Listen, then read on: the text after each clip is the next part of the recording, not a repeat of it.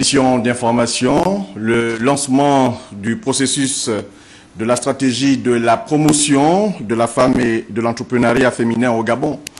L'événement a eu lieu ce matin à Libreville. Au nom du chef de l'État, c'est le secrétaire général de la présidence de la République, Laure Olga Ngonjou, qui a donc présidé la dite cérémonie. Mesdames, Messieurs, bonsoir et merci de choisir Gabon Télévision pour vous informer. Vous êtes naturellement les bienvenus. D'abord, cette communication très importante.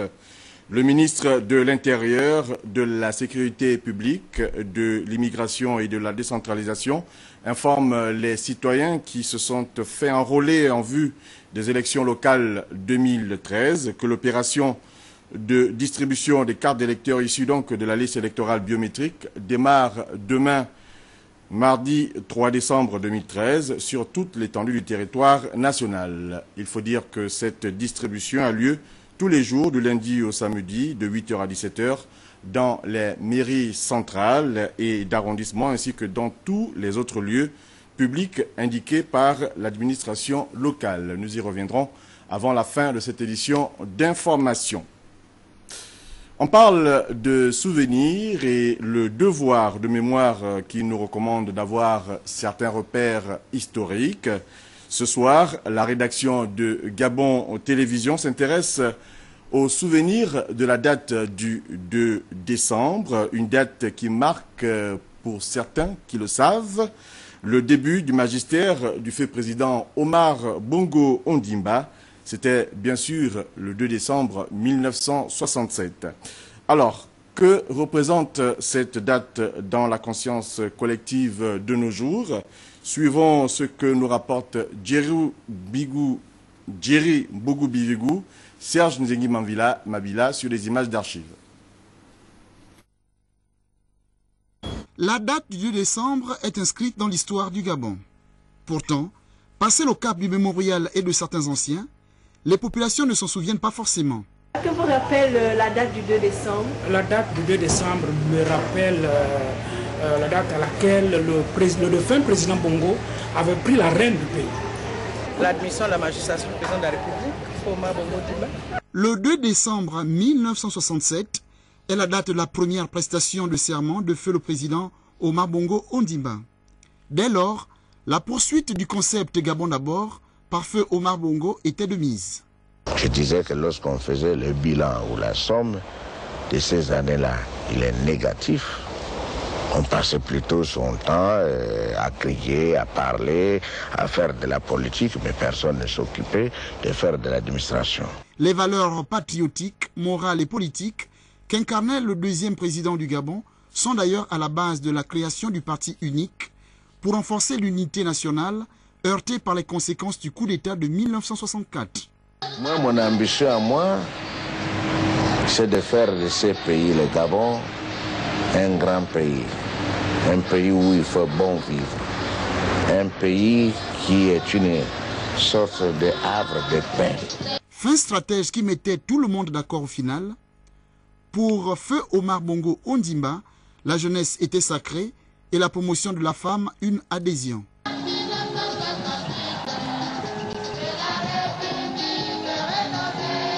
Plusieurs années après son investiture, des chantiers n'ont pas manqué. Ne pas oublier d'envoyer à Mac Namara un film complet du Trans-Gabonais en lui disant qu'en définitive nous n'avons pas baptisé avec le diable, mais que nous lui avons montré qu'avec sa banque mondiale, il s'était lourdement trompé et que le Trans-Gabonais a sifflé. Et 3 places ont été érigées à Libreville, notamment la place Dialogue, Tolérance et Paix. La rénovation, plus grand immeuble du Gabon de l'époque, et l'immeuble du 2 décembre montrent la vision de l'homme hors du commun qu'a été feu Omar Bongo Ondimba.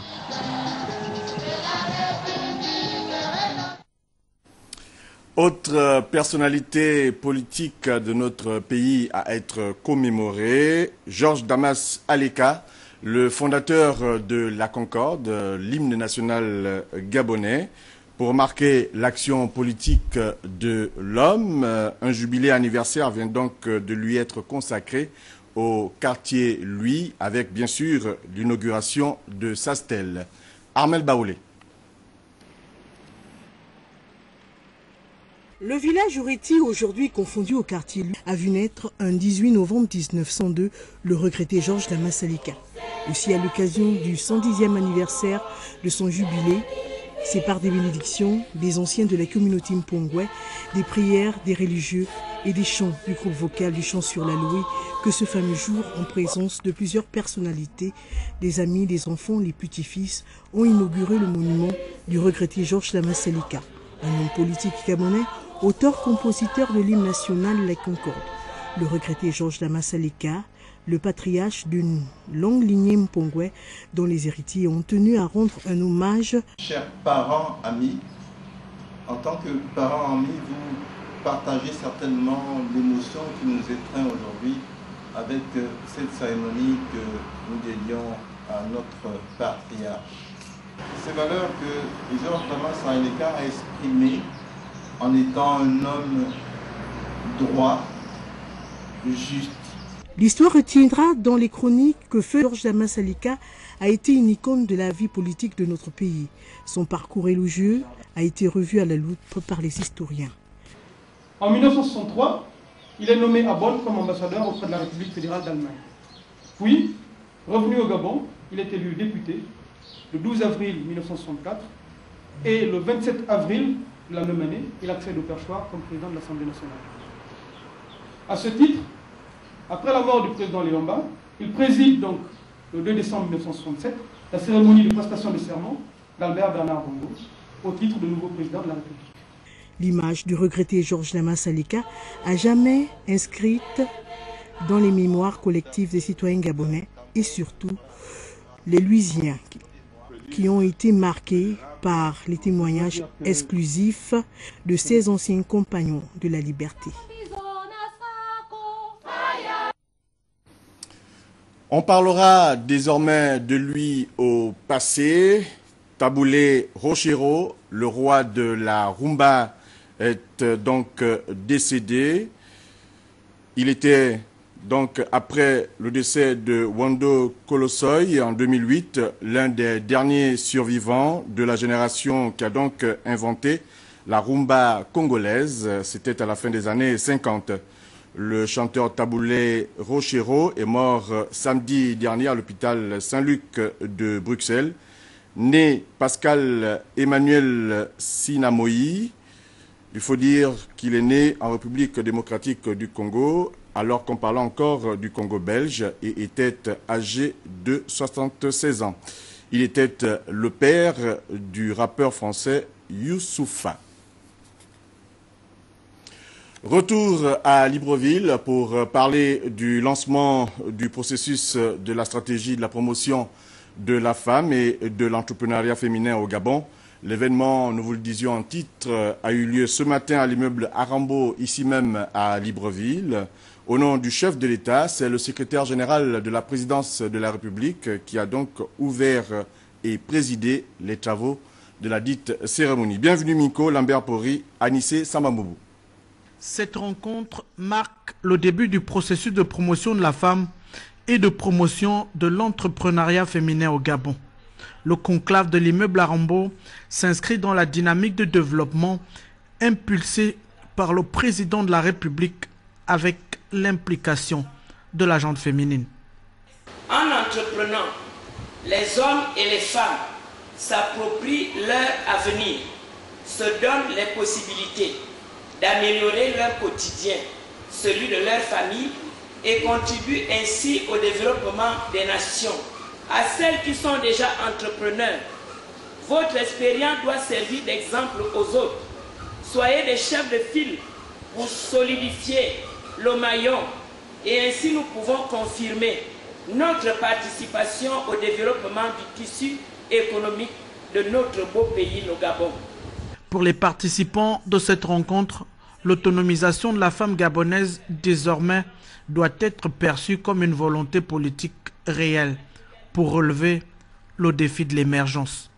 L'initiative en cours est à saluer car elle rentre pleinement de plein pied dans l'opérationnalisation de la stratégie nationale d'égalité et d'équité du genre que le Gabon a élaboré déjà en 2009 avec l'appui des partenaires qui sont le Programme des Nations Unies pour le développement et l'UNFPA.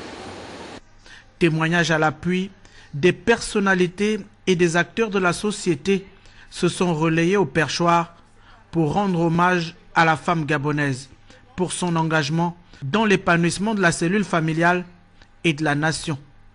L'autonomisation de la femme gabonaise est donc par conséquent un vaste chantier du gouvernement qui, au demeurant, prend en compte toutes les thématiques liées à l'autonomisation de la femme.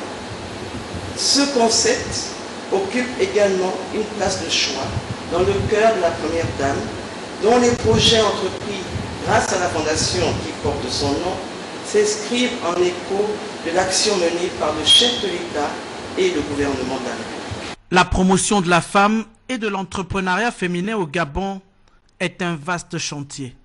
La femme, qui représente 53% de la population, constitue un maillon essentiel du processus de développement national. Ce processus dont les présentes assises marquent le point de départ de l'élaboration de cette stratégie débouchera sur l'organisation d'un forum dont les thèmes s'appuiera sur l'ensemble de vos préoccupations. Le Grand Prix du Président de la République ne doit plus être le seul vecteur ou la seule opportunité pour les femmes pour parler de vos préoccupations. Désormais, vous devez pouvoir vous exprimer sur tous les forats et montrer que vous contribuez à votre manière au développement de notre nation. Et c'est à ce titre que je déclare, au nom de Monsieur le Président de la République, chef de l'État, aujourd'hui et maintenant, le lancement du processus de la stratégie de la promotion de la femme et de l'entrepreneuriat féminin au Gabon. Je vous remercie. En séjour à Libreville, dans le cadre d'une mission de prospection des opportunités sectorielles d'investissement, des potentiels investisseurs japonais ont pris une part active à la conférence sur le commerce et l'investissement qui vient de se tenir dans la capitale gabonaise. Hamed Mouyaka, Serge Nzengi Mabila pour le compte-rendu. Au-delà des audiences avec les autorités du gouvernement gabonais, les potentiels investisseurs japonais en séjour à Libreville dans le cadre d'une mission de prospection des opportunités sectorielles d'investissement au Gabon ont pris une part active à la conférence sur le commerce et l'investissement organisée par l'Agence de promotion des investissements et des exportations du Gabon.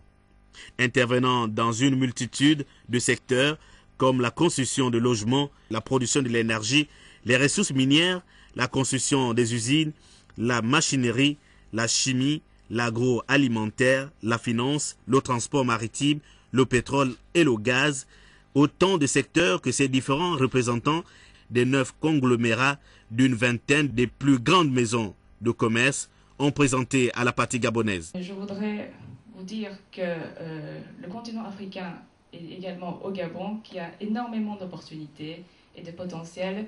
Nous voudrons faire le plus possible pour pouvoir développer nos activités dans notre pays. Du côté gabonais, à travers les directions générales de l'industrie, de l'économie et de l'emploi, entre autres, les objectifs et les perspectives du plan stratégique Gabon émergent Horizon 2025, levier incontournable pour la réussite du Gabon émergent, ont été mises en valeur. La présente conférence, dont je salue l'initiative, constitue une occasion à saisir pour échanger sur la nature des potentiels investissements proposés par le gouvernement japonais d'une part et d'autre part de mettre en exergue les opportunités d'investissement qu'offre le Gabon dans la perspective de la matérialisation du Gabon émergent, cher au président de la République, chef de l'État, son Excellence Ali Bongo Ondimba. Ici, en dehors du secteur pétrolier, le Gabon entend développer un secteur hors pétrole encore plus performant, déjà en hausse de 5 points du PIB. Dans l'actualité également, le groupe Hogar qui vient d'organiser une rencontre annuelle avec son réseau courtage Objectif, installer un climat de confiance et réaffirmer les objectifs à moyen et long terme. Compte rendu, Cédric Moulé Malonga, Félix Mondibangoy. Bonsoir à toutes, bonsoir à tous. Initié depuis 4 ans, le rendez-vous d'Ogar et ses courtiers est devenu une coutume. Ce réseau de courtage, honoré aujourd'hui, apporte à cette entreprise d'assurance 60% de son chiffre d'affaires. Lorsque vous êtes leader, la difficulté c'est de se maintenir. Donc pour se maintenir, il faut se différencier, il faut faire en sorte que le client vienne chez nous, pas chez le concurrent. Donc les enjeux c'est une consolidation de nos parts de marché, avec effectivement un balancier sur certaines lignes, mais qui sont dues, en fait, qui sont marginales, qui sont dues à la fois au système d'information que nous avons changé, et puis le fait que aujourd'hui, il faut répondre à la concurrence. Donc on est en phase avec les prévisions, avec le chiffre d'affaires qui est toujours en croissance. Contrairement à l'année dernière, où un focus avait été fait sur le plus vieux client en portefeuille, cette année, il était surtout question de partager les ambitions du groupe avec ses intermédiaires. Il va y avoir des améliorations sur des produits, sur le management, sur la qualité de service et des changements structurels au niveau du groupe. Parce que, comme vous savez, on est une boîte gabono-gabonaise. Et pour reprendre les propos du chef de l'État lorsqu'il a rencontré le patronat, les enjeux c'était de devenir grand, gros, au point d'être indigeste. Donc là, aujourd'hui, la priorité, c'est de trouver de nouveaux relais de croissance, aller à l'étranger. Première compagnie sur le marché local de l'assurance, Ogar ambitionne conquérir la sous-région. On parle également d'éducation dans cette édition d'information avec les élèves des classes de 3e et terminale du lycée national Léomba à Libreville qui ont déserté les salles de classe depuis ce matin. Et cela pour exprimer leur mécontentement face aux nouvelles réformes de l'éducation nationale sur le passage en classe de seconde et le probatoire qui vient annuler le second tour du baccalauréat dans notre pays. Des précisions avec Lolita Obono et Richard Evindi. 3 semaines après la crise au sein de l'éducation nationale et tout juste une semaine après la reprise des cours et le passage du ministre de l'Éducation nationale, Séraphin Mundunga, dans les différents établissements de Libreville lors de la grève des enseignants qui avait eu le soutien des élèves, voilà que les élèves des classes de terminale et 3e du lycée national Léomba lèvent le ton depuis ce matin pour dire non. Non aux nouvelles mesures prises par le ministère de l'Éducation nationale, à savoir la condition d'obtention de brevet d'études du premier cycle BPC pour le passage des élèves de 3e en classe de seconde et le probatoire en première au lieu du second tour au baccalauréat. Aujourd'hui, les élèves du lycée national Léomba revendiquent qu'on supprime les nouvelles réformes parce que c'est pas normal qu'un élève ayant obtenu moyenne supérieure ou égale à 10 reste en 3e parce qu'il n'a pas eu le BPC ou le concours. C'est pas normal. On veut aussi, les élèves de la 3e, ils doivent avoir la moyenne de classe pour passer, pas le BPC pour passer en classe supérieure parce que c'est pas normal. Le BPC c'est un diplôme, c'est pas une moyenne pour passer en classe supérieure. Ce que les élèves revendiquent, qu'on remette le deuxième tour du bac, qu'on nous enlève le bac 1. Sur le terrain, le secrétaire général du ministère de l'Éducation nationale, Nicole Assilé, alerté, tente d'apaiser l'atmosphère. Ils ont dit qu'ils veulent les journalistes. Voilà, les journalistes sont là. On parle à la télé. On va voir comment ils vont réagir. Parce qu'ils m'ont dit qu'ils veulent les journalistes. Ils m'ont dit qu'ils veulent que leur courrier arrive chez le chef d'État. Maintenant, qu'ils me prouvent qu'ils le veulent, comme ça, moi, je fais aussi ce que j'ai demandé. Les élèves qui ont déserté les salles de classe, malgré la présence des professeurs et la tenue des cours dans les classes non concernées, appellent à l'indulgence des autorités compétentes. Nathalie Bongo Ondimba, au chevet des populations du quartier Terre Nouvelle, au PK7, c'est ici même à Libreville. Elle était donc sur les lieux offrir du matériel d'assainissement afin donc d'en finir avec l'insalubrité. Les détails avec Sacha Pindi et Amédine Dungu.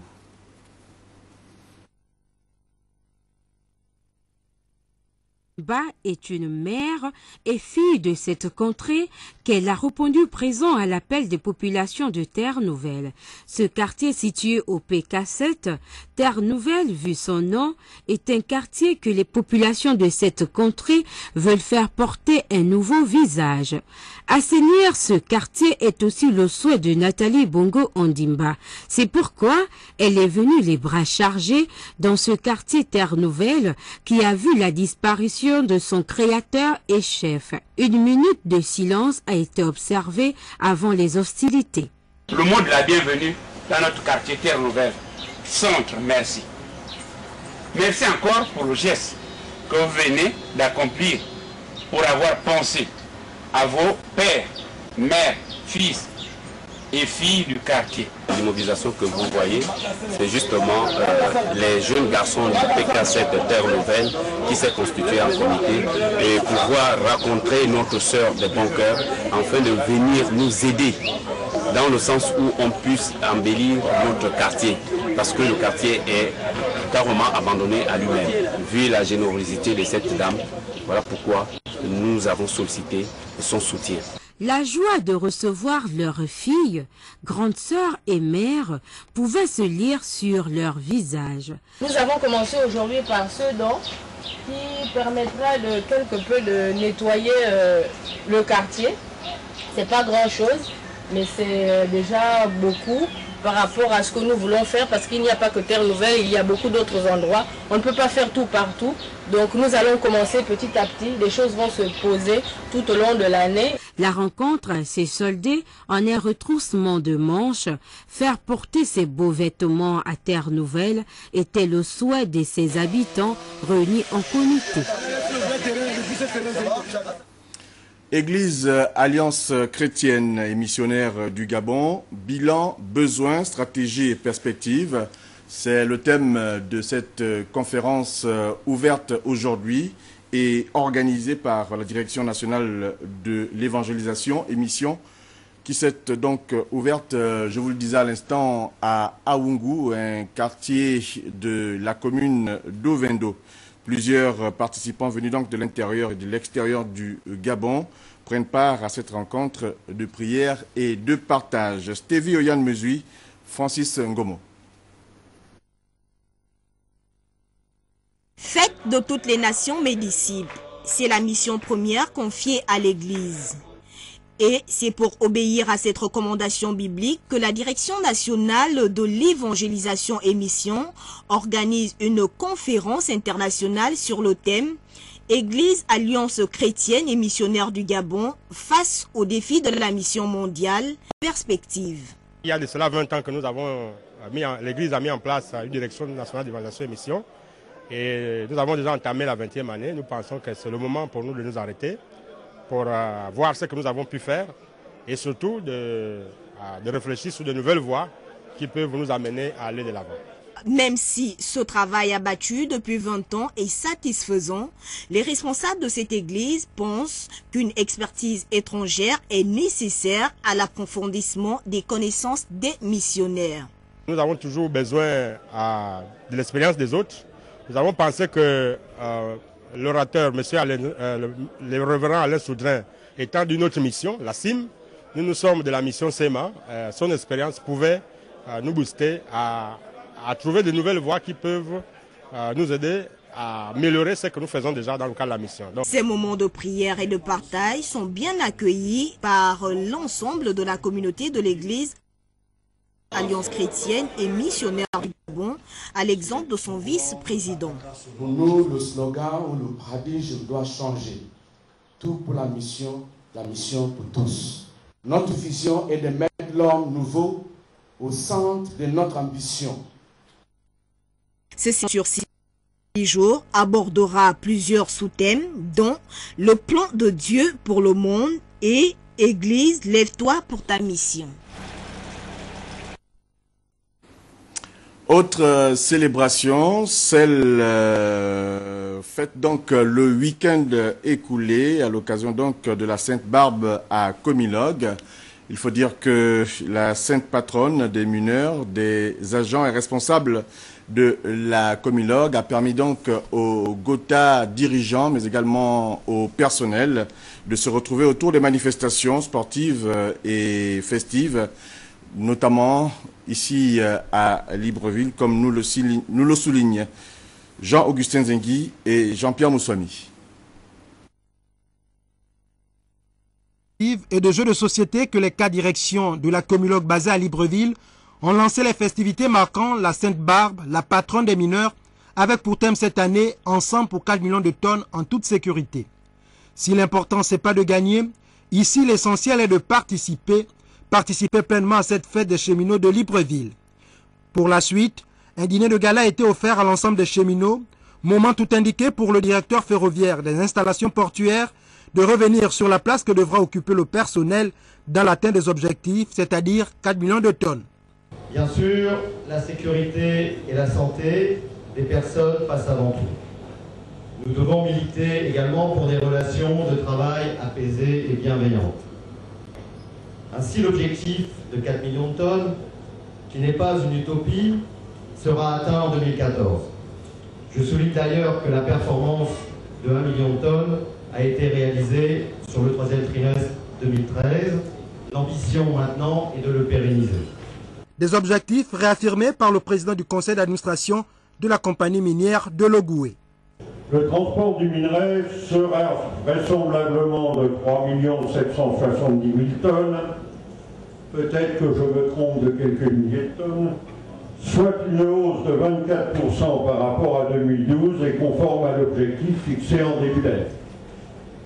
Les mois d'août, septembre et octobre ont tourné autour de 350 000 tonnes avec des pointes supérieures vers 370, 380 000 tonnes.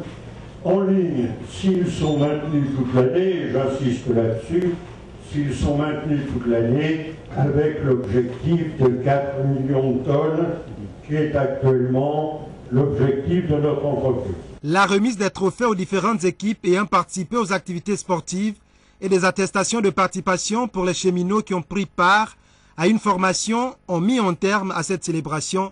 La deuxième phase de la Sainte Barbe aura lieu dans la cité du Manganèse à Mwanda du 5 au 8 décembre prochain. Cette communication en rappel avant de retrouver l'invité du journal, le ministre de l'Intérieur, de la Sécurité publique, de l'Immigration et de la Décentralisation informe les citoyens qui se sont fait enrôler en vue des élections locales 2013 que l'opération de distribution des cartes d'électeurs issues donc de la liste électorale biométrique démarre demain, mardi 3 décembre 2013, sur toute l'étendue du territoire national. Cette distribution a lieu donc tous les jours, du lundi au samedi, de 8h à 17h, dans les mairies centrales, mais également d'arrondissement, ainsi que dans tous les autres lieux publics indiqués par l'administration locale.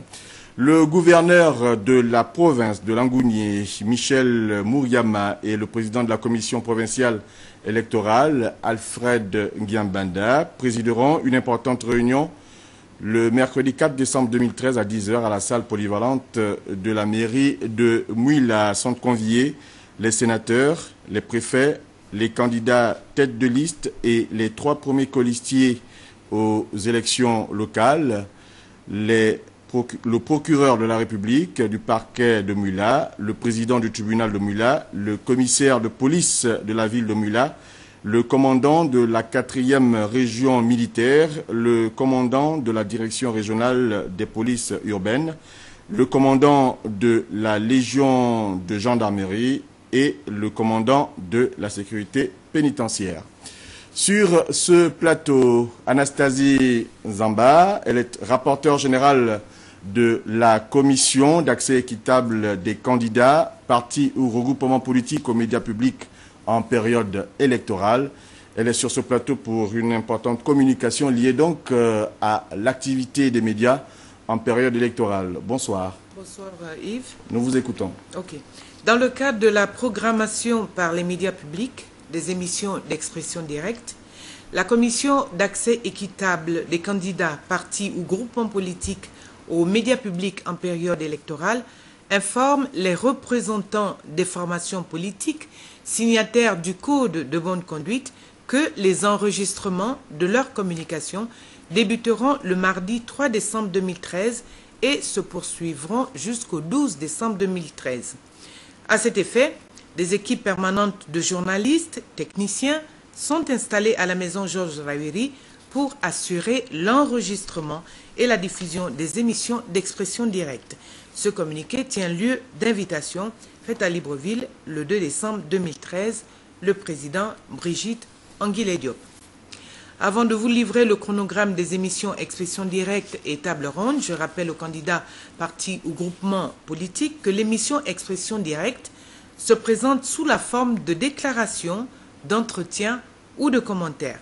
Chaque liste de candidats dispose d'un temps d'antenne de 10 minutes. Par contre, la table ronde est une émission d'1h45 au cours de laquelle les têtes de liste de candidats, les représentants des partis politiques ou groupements de partis politiques invités répondent aux questions des journalistes. Les tables rondes sont retransmises simultanément en direct sur l'ensemble du réseau des 2 chaînes de radiodiffusion et de télévision publique. Voici à présent les dates d'enregistrement de l'émission Expression directe par groupe de partis et candidats. Ces enregistrements auront lieu bien entendu à la maison Georges Rawiri. Groupe 1, le mercredi 4 décembre 2013, UPG, les 7 MP, UPNR, Kofi Atisso, indépendant. Groupe 2, jeudi 5 décembre 2013, RNB, ADER, PGP, FPU. Groupe 3, vendredi 6 décembre 2013, CLR, CDJ, Phare, Mba Obam Ngema, indépendant. Groupe 4, samedi 7 décembre 2013, PGCI, RDP, Abo Bekale, indépendant, Gérard Ella Ngema, indépendant. Groupe 5, dimanche 8 décembre 2013, EPI, Morena, PDG, Oluinze, indépendant. Groupe 6, le lundi 9 décembre 2013, CCDG, PSD, Aboui Obian, indépendant, Paulette Missambo, indépendant. Groupe 7, le mardi 10 décembre 2013, Morena, unioniste, Beye Biogo, indépendant, Jean Eyegendon, indépendant, Yeyet, indépendant. Groupe 8, mercredi 11 décembre 2013, Domar Colino, indépendant, Safou Mbachi, indépendant, Okumba, indépendant. Groupe 9, jeudi 12 décembre 2013, MESP, FER, RPG, Lié-José Mundunga, indépendant, fait à Libreville le 2 décembre 2013, le président de la commission, Brigitte Anguilé Diop. Et puis voici à présent le chronogramme des tables rondes qui auront lieu également à la maison Georges Rawiri. Alors pour le groupe 1, mercredi 4 décembre 2013 à 21h, l'UPG, 7MP, Kofi Atisso, indépendant, Okumba, indépendant. Groupe 2, jeudi 5 décembre 2013 à 21h, UPNR, RNB, Safou Mbachi, indépendant, Domar Colino, indépendant. Groupe 3, vendredi 6 décembre 2013 à 21h, ADER, PGP, Yeyet, indépendant, Eyegendon, indépendant. Groupe 4, samedi 7 décembre 2013 à 21h, FPU, CLR, Mba Obam Ngema, indépendant, Beye Biogo, indépendant. Groupe 5, dimanche 8 décembre 2013 à 21h, CDJ, Phare, Abo Bekale, indépendant, Essima Ntuntum, indépendant. Groupe 6, lundi 9 décembre 2013 à 21h, PGCI, RDP, Gérard Elangema, indépendant, Aboui Obian, indépendant. Groupe 7, mardi 10 décembre 2013 à 21h, EPI, MESP, Oluinze, indépendant, Paulette Missambo, indépendant. Groupe 8, mercredi 11 décembre 2013 à 21h, PDG, CCDG, PSD, Morena, unioniste. Groupe 9, jeudi 12 décembre 2013 à 21h, PDS, FER, RPG, Lié José Mundunga, indépendant, fait à Libreville le 2 décembre 2013, le président de la commission, Brigitte Anguillet Diop. Je vous remercie.